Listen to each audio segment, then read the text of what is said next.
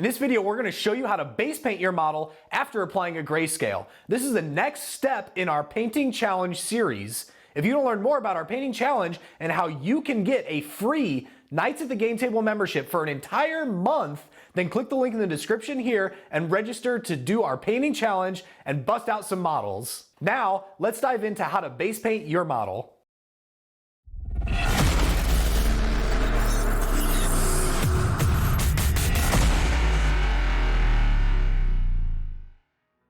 Okay, so we've done our grayscale and you can see this model is looking really good. It's got the nice bright whites on the spots where the light would be shining. It's got the dark places and the crevices where there would be deeper shadows. And that's really what this grayscale is all about, is doing that prep work to give it a nice gradient in terms of light. So that way you can come in with contrast paints and color it nice and easy.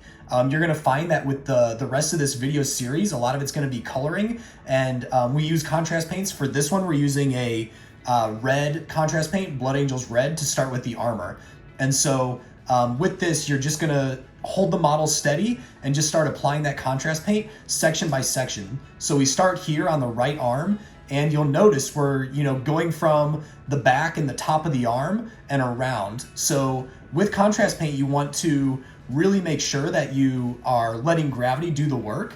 Because it's a wetter paint, it's not thin like a shade, but it's almost like a blend between a base and a shade. So these paints can do a lot of the work for you in terms of filling in the dark places and really adding those cool shadow effects. A lot of that goes into the grayscale prep work that we did beforehand. So here we're just touching up the arm, knocking that piece out really quick, and then we're gonna move on to the next piece. And that's really what this is about. This is how you can speed paint while also having your models look really good. So the next piece we're gonna jump to is the backpack.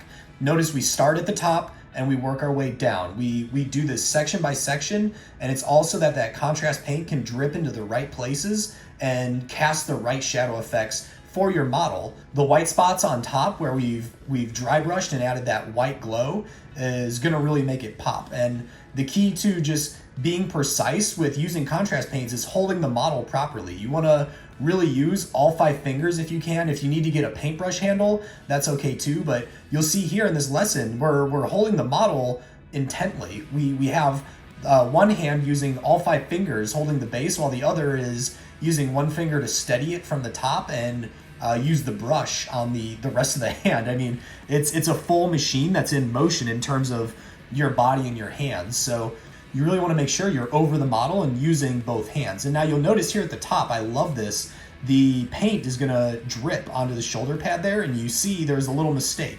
With contrast paints, mistakes like this aren't as forgiving as if you use a base paint, but there is a really good method we have to repairing these mistakes. And we cover that in one of the later lessons throughout this video series. So keep watching through this series as we take this model from beginning to end, and you'll see how we fix that shoulder pad and that red blotch where the paint dripped onto the shoulder pad. Now with the backpack, you can see it's already got like a dark and bright gradient, and that's because the contrast paint again is going into those crevices, it's going into those deep cracks.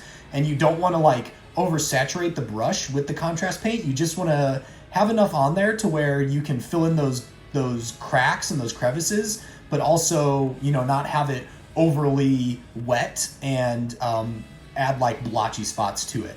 Now, from here we're gonna move on to the right arm, and he's got like robes tied around his arms, so this one requires a little more precision. Notice the brush is going in between the shoulder plate, between the robes, and again, we're holding it steady with both hands. We're using both hands to get this model in the right place so we can control it and put the paint where we want to put it. Again, not too much paint on this brush, and sometimes you may notice that your bristles fall apart and you're losing your point, and there's nothing wrong with dipping your brush in water, adding a point to it, and resetting, and that's exactly what we needed to do here.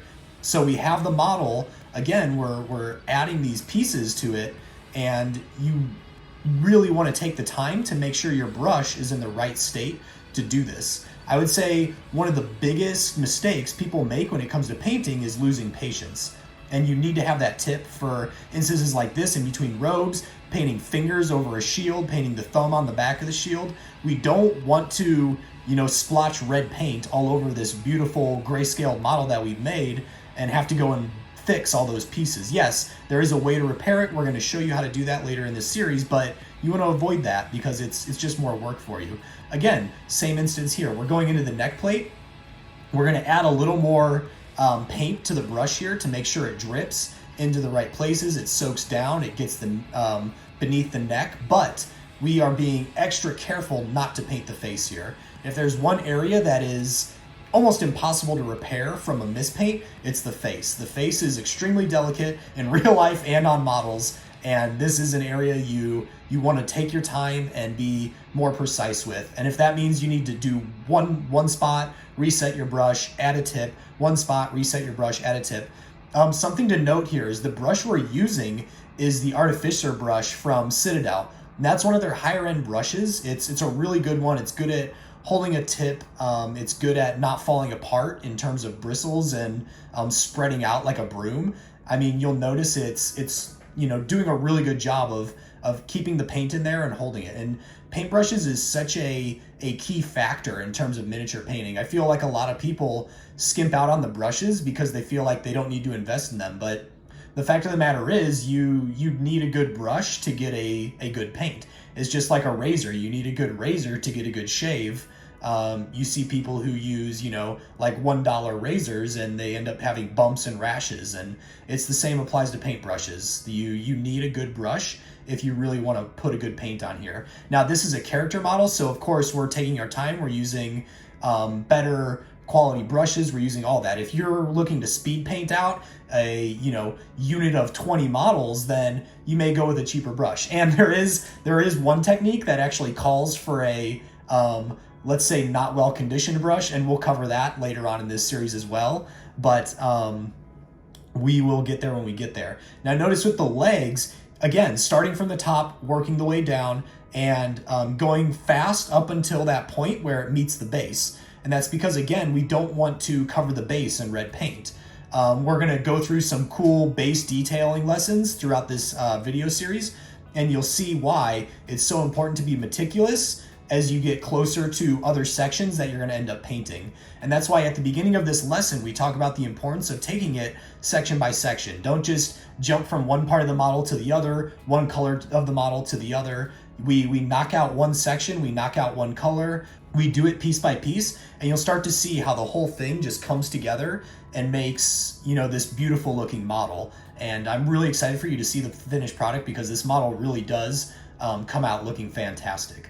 So we're almost through this, where we're getting the rest of the leg, and again, starting from the top, the contrast paint does a lot of the work in terms of filling in those cracks. So we're seeing the effects here of that grayscale. We're just gonna touch up the final pieces of this model, and you'll see how, things really, really do come together. A lot of people will do battle ready models like this also for, busting out quick units. They'll just slap on the armor and add like 2 more details, finish the base really quick and call it a day because 3 paints and a base is battle ready. Now this is a character. It's the Primaris Captain, who's one of the premier models from the Indomitus box set that everyone got really excited about. It's in the starter pack for 9th edition. It's a model, a lot of people want to learn how to paint, and we love painting it as well. We have like 5 different variations of it, so we're excited to share this version with you.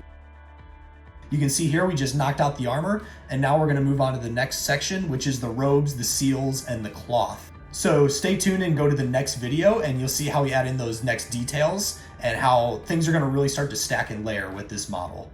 And that is how you base color your model after applying a grayscale. In the next video, we're going to cover the cloth, bones, and seals that are on that Space Marine. Now, if you want to go through this entire tutorial series and paint along with us, then make sure to register for our Knights of the Game Table Painting Challenge. It's completely free. All you have to do is click the link in the description of this video and sign up. Once you do that, and if you complete the challenge and send us a picture of your model from start to finish, you will get a free Knights of the Game Table membership for an entire month.